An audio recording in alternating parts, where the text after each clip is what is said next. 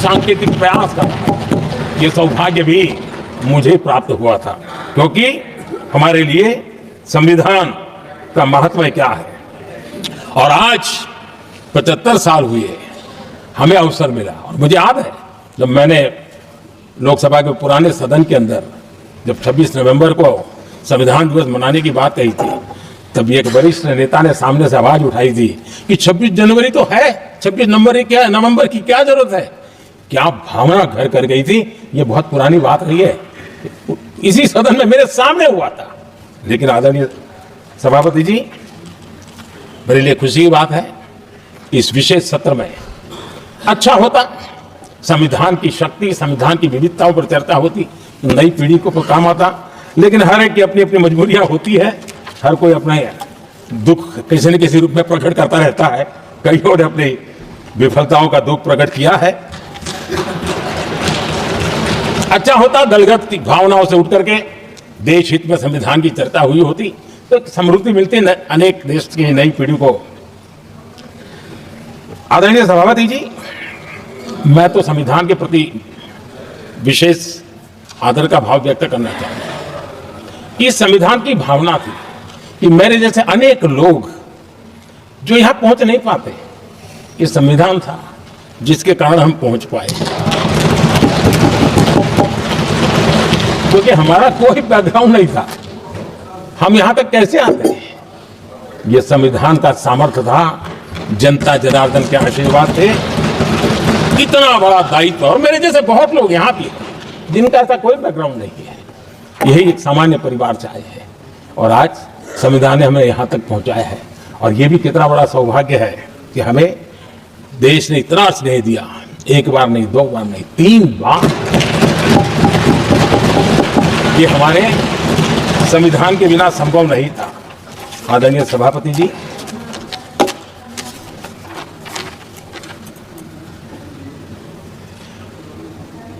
उतार चढ़ाव तो आए, कठिनाइयां भी आई, रुकावटें भी आई, लेकिन मैं फिर एक बार देश की जनता को नमन करता हूं कि देश की जनता पूरी ताकत के साथ संविधान के साथ खड़ी रही। आदरणीय सभापति जी, मैं आज यहां किसी की व्यक्तिगत आलोचना करना नहीं चाहता हूं, लेकिन तथ्यों को देश के सामने रखना जरूरी है, और इसलिए मैं तथ्यों को रखना चाहता हूं। कांग्रेस के एक परिवार ने संविधान को चोट पहुंचाने में कोई कोर कसर नहीं छोड़ी है।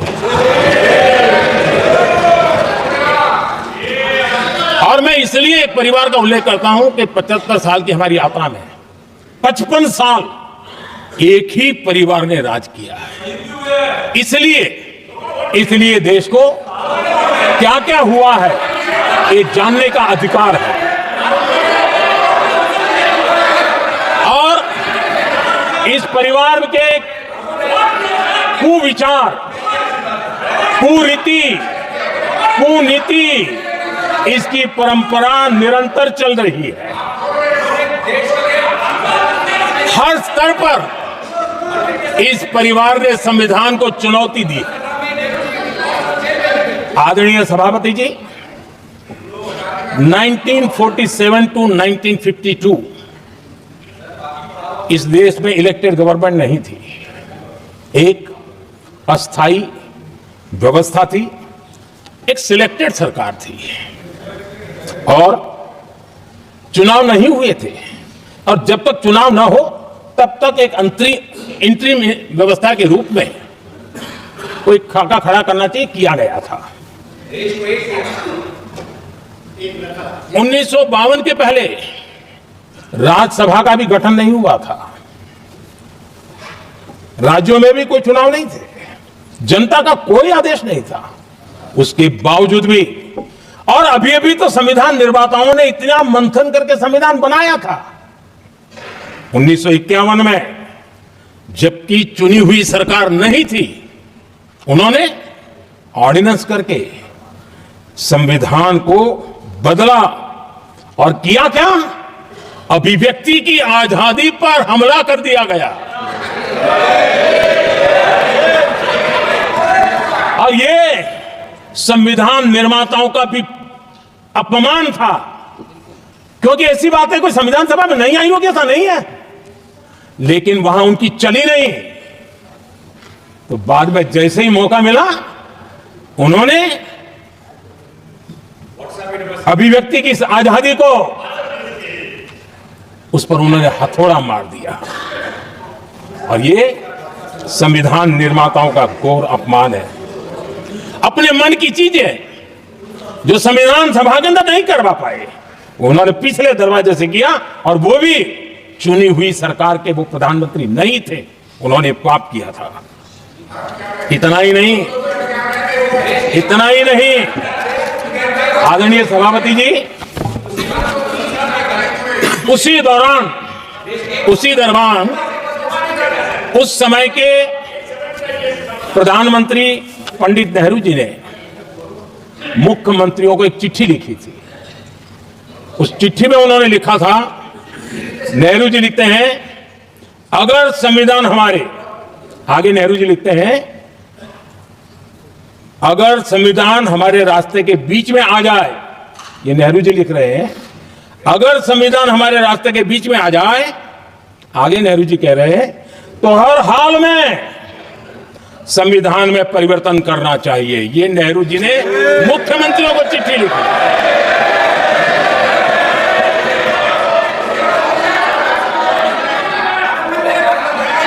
और आदरणीय सभापति जी, ये भी देखिए, 1951 में ये पाप किया गया, लेकिन देश चुप नहीं था। उस समय राष्ट्रपति डॉक्टर राजेंद्र प्रसाद जी ने चेताया, ये गलत हो रहा है। उस समय स्पीकर पद पर बैठे हुए हमारे स्पीकर महोदय ने भी पंडित जी को कहा, गलत कर रहे हो। इतना ही नहीं, आचार्य कृपलानी जी, जयप्रकाश नारायण जैसे महान कांग्रेसी लोगों ने भी पंडित नेहरू ने कहा कि ये रोको, लेकिन पंडित जी का अपना संविधान चलता था, और इसलिए उन्होंने इतने वरिष्ठ महानुभावों की सलाह मानी नहीं, और उसे भी उन्होंने दरकिनार कर दिया। और आदरणीय सभापति जी, ये संविधान संशोधन करने का ऐसा खून कांग्रेस के मुंह लग गया कि समय समय पर वो संविधान का शिकार करती रही। ये खून मुंह पे लग गया। इतना ही नहीं, संविधान के स्पिरिट को लहू लहान करती रही। आदरणीय सभापति जी, करीब 6 दशक में 75 बार संविधान बदला गया। आदरणीय सभापति जी, जो बीज देश के पहले प्रधानमंत्री जी ने बोया था, उस बीज को खाद पानी देने का काम एक और प्रधानमंत्री ने किया। उनका नाम था श्रीमती इंदिरा गांधी। जो पाप पहले प्रधानमंत्री करके गए और जो खून लग गया था, 1971 में सुप्रीम कोर्ट का एक फैसला आया था।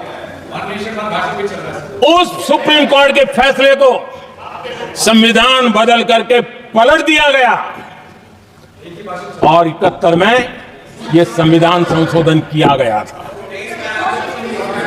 और क्या था, उन्होंने हमारे देश की अदालत के पंख काट दिए थे, और यहां पर तो किया था कि संसद संविधान के किसी भी आर्टिकल में जो मर्जी पड़े वो कर सकती है, और अदालत उसकी तरफ देख भी नहीं सकती है। अदालत के सारे अधिकारों को छीन लिया गया था। ये पाप 1971 में उस समय की प्रधानमंत्री श्रीमती इंदिरा गांधी ने किया था।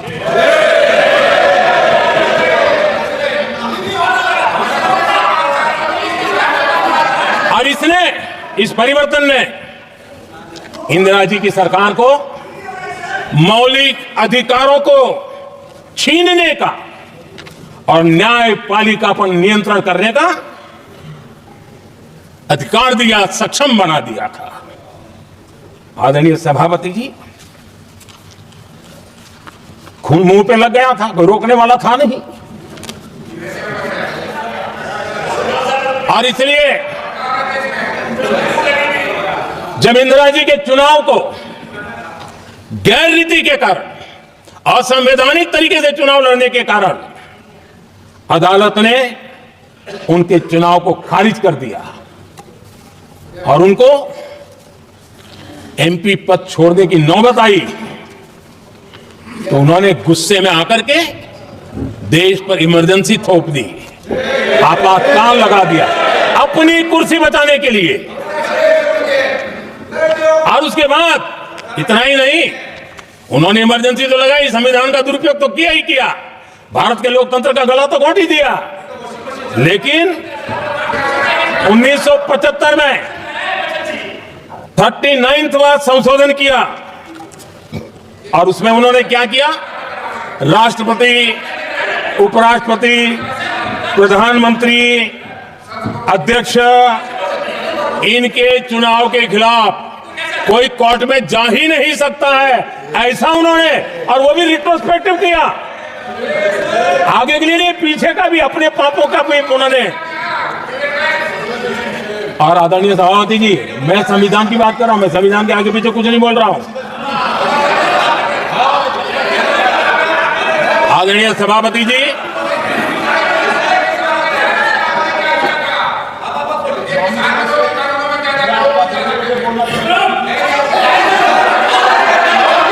आदरणीय सभापति जी,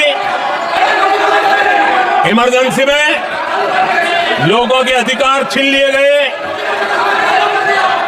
देश के हजारों लोगों को जेलों में ठूंस दिया गया, न्यायपालिका का गला घोंट दिया गया, अखबारों की स्वतंत्रता पर ताले लगा दिए गए।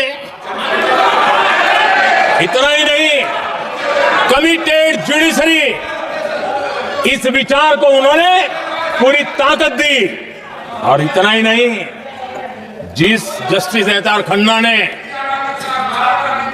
उनके चुनाव में उनको खिलाफ जो जजमेंट दिया था, वो इतना गुस्सा भरा था कि जब जस्टिस एच.आर. खन्ना, जो सीनियरिटी के आधार पर सुप्रीम कोर्ट के चीफ जस्टिस बनने थे,